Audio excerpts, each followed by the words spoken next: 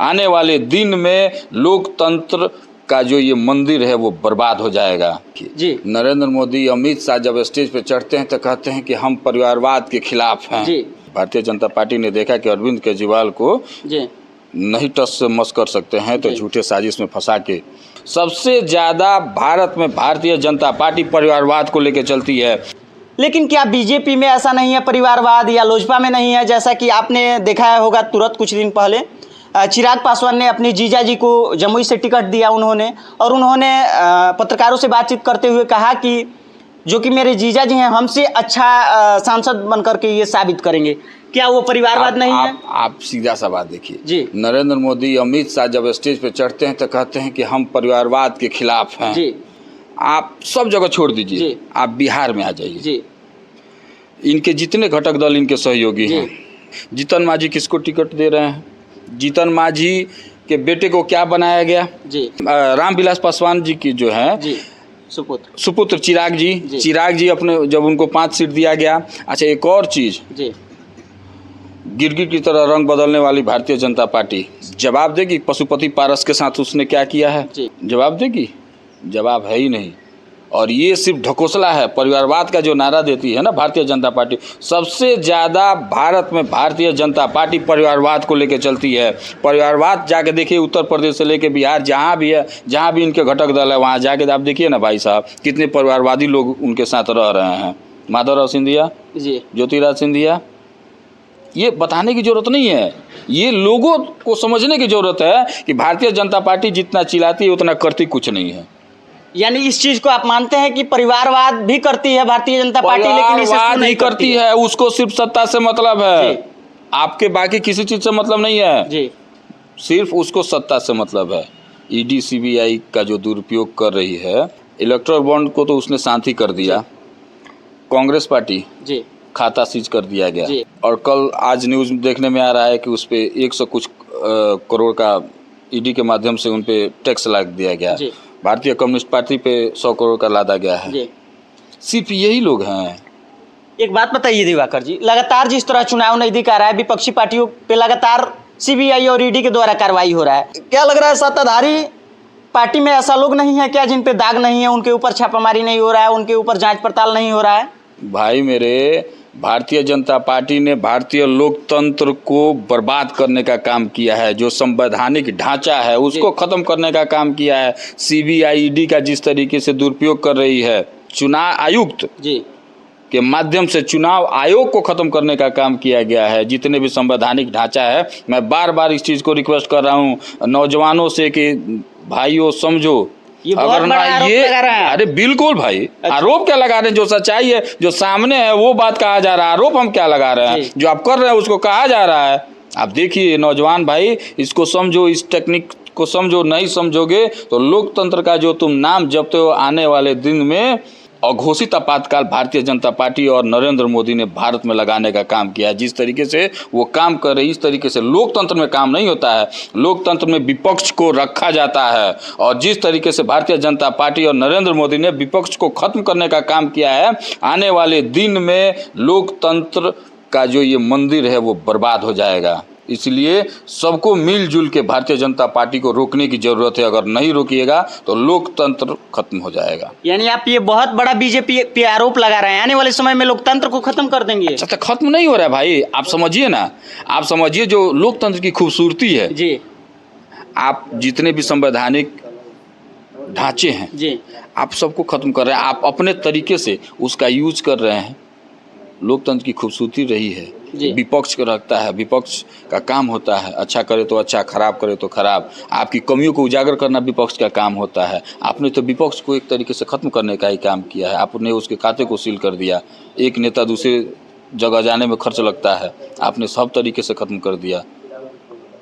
यानी बीजेपी सोच रही है कि हम ये सब हथकंडा अपनाएंगे तो हम चुनाव में आसानी से जीत सकते हैं। वो भूल रही है अच्छा कि लोकतंत्र में जनता मालिक होता है। आप कुछ भी करिएगा, बटन जाके जनता ही दबाएगी। और जनता, नरेंद्र मोदी, भारतीय जनता पार्टी आपको समझ रही है। इस बार आपको बकसने नहीं जा रही है।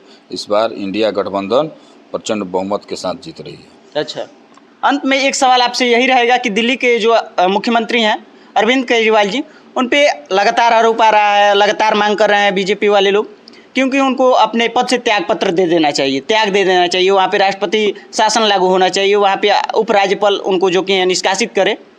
क्या ऐसा होना चाहिए? वो कह रहे हैं कि ये लोकतंत्र को हत्या कर रहे हैं, ये जो लोकतंत्र को मांग कर भाई मेरे, भारतीय जनता पार्टी न्यायालय से ऊपर है क्या? जब न्यायालय ने मना कर दिया जी कि उनको बरकरार रखना चाहिए, जी तो भारतीय जनता पार्टी उससे ऊपर है। और भारतीय जनता पार्टी दिल्ली में क्या कर रही है? भारतीय जनता पार्टी ने देखा कि अरविंद केजरीवाल को जी नहीं टस से मस कर सकते हैं, तो झूठे साजिश में फंसा के एक बेहतरीन नेता मनीष सिसोदिया को कितने दिन से झूठे केस में बंद करके रखा गया। मनीष सिसोदिया, अरविंद केजरीवाल और आम आदमी पार्टी ने पूरे दिल्ली का नक्शा बदल दिया। ये सिर्फ हम नहीं कर रहे, आप जाइए, आप दिल्ली के स्कूलों में जाइए, पूरे भारत में विश्व रिकॉर्ड और अपने आप में एक स्तंभ बन गया है वहाँ के स्कूल, वहाँ के हॉस्पिटल। जब इन लोगों को लगा कि भाई अब कोई उपाय नहीं है दिल्ली में स्थापित होने का, तो पहले इनको तोड़ दो, इनको जेल में डाल दो।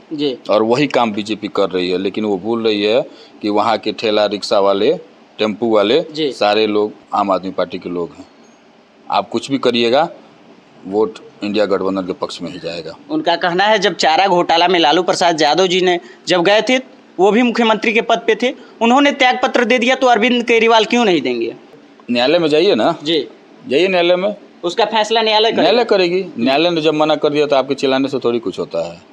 न्यायालय दूध का दूध, न्यायालय पर सबको विश्वास है, दूध का दूध और पानी का पानी करेगी। क्या लग रहा है कि जो बीजेपी दावा कर रही है 400 पार, ये संभव हो पाएगा या नहीं? पेट्रोल का दाम इस बार 400 पार, अगर भारतीय जनता पार्टी है तो पेट्रोल का दाम 400 पार, डीजल का दाम 400 पार, अच्छा, खाद बीज का दाम जी, डाई यूरिया का दाम 400 पार जी, और हर दाल का दाम 400 पार। यानी महंगाई चरम सीमा पे हो जाएगा। ये कहने की जरूरत है जी। भ्रष्टाचार चरम सीमा पे जी, यानी गरीब लोगों को जीना मुश्किल हो जाएगा। अभी भी मुश्किल है, नरेंद्र मोदी के रीजन में अभी भी मुश्किल है। जाइए ना, गांव में जाइए, जाके पूछिए ना भाई जी, जाइए। अगर नरेंद्र मोदी ने काम किया होता तो राष्ट्रीय जनता दल इतने बेहतरीन तरीके से थोड़ी आती। राष्ट्रीय जनता दल ने काम किया है, राष्ट्रीय जनता दल जड़ में रहती है। राष्ट्रीय जनता दल ने 17 साल 17 महीने के में जो काम किया है, जो एक नौजवान को मौका मिला और नौजवान ने जो, तेजस्वी यादव ने जो काम किया है, वो बताने की जरूरत नहीं है। गांव-गांव तक पहुंच गए हैं और सिर्फ बिहार में नहीं, पूरे भारत में एक राष्ट्रीय जनता दल और तेजस्वी यादव अपने आप में एक मापदंड और ऊर्जावान नेता के रूप में स्थापित हुए हैं। यानी आप 17 साल बनाम जो 17 महीना चला रहा है, ये बहुत बड़ा मुद्दा आप लोग बना लिए हैं। भाई मेरे मुद्दा क्या है? 17 साल से नीतीश कुमार जी बैठे हुए थे, उन्होंने ही कहा था कि इतनी नौकरी कहाँ से लाएगा। वो व्यक्ति आता है सत्ता में और 17 महीने में अपना पूरा 5 लाख नौकरी दे के चला जाता है और आपको डर बढ़ जाता है कि अरे ये तो अपने आप को स्थापित कर लेगा, और आप फिर छोड़ के भाग जाते हैं। आपने बिहार को धोखा देने का काम किया माननीय नीतीश कुमार जी। ये थे गोपालगंज से युवा राजद के जिलाध्यक्ष जी। वाकई में इन्होंने कुछ ऐसा बात कहा जो कि बहुत ही जानने वाला विषय है। यदि आपको भी वाकई में यदि बिहार में विकास देखना हो या यदि किसी भी राज्य में विकास देखना हो, तो आप ग्रामीण इलाके में पहुंचिए, ग्रामीण क्षेत्र में पहुंचिए और वहां के लोगों से बातचीत कीजिएगा, तो जरूर आपको विकास का पता चल जाएगा, आपके महंगाई को पता चल जाएगा कि कौन सी सरकार इस राज्य में, कौन से नेता बेहतर कार्य कर रहे हैं।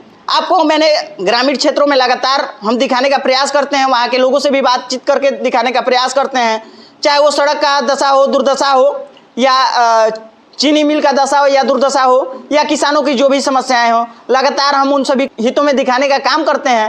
और वाकई में इन्होंने अपने पक्ष के तरफ से, अपने पार्टी के तरफ से लगातार दावादारी कर रहे हैं और बीजेपी पे कठोर इन्होंने भी आरोप लगाया है। बाकी इनको सुनने के बाद आपकी क्या प्रतिक्रिया, आपने कमेंट बॉक्स में बताना ना भूलिएगा। यदि ये मेरा वीडियो यदि यूट्यूब चैनल पे देख रहे हो तो यूट्यूब को, यदि आप नए हो तो चैनल को सब्सक्राइब कर लीजिए और घंटी को बेल आइकन दबा लीजिए। यदि फेसबुक पेज पे देख रहे हो तो फेसबुक पेज को फॉलो कर लीजिए।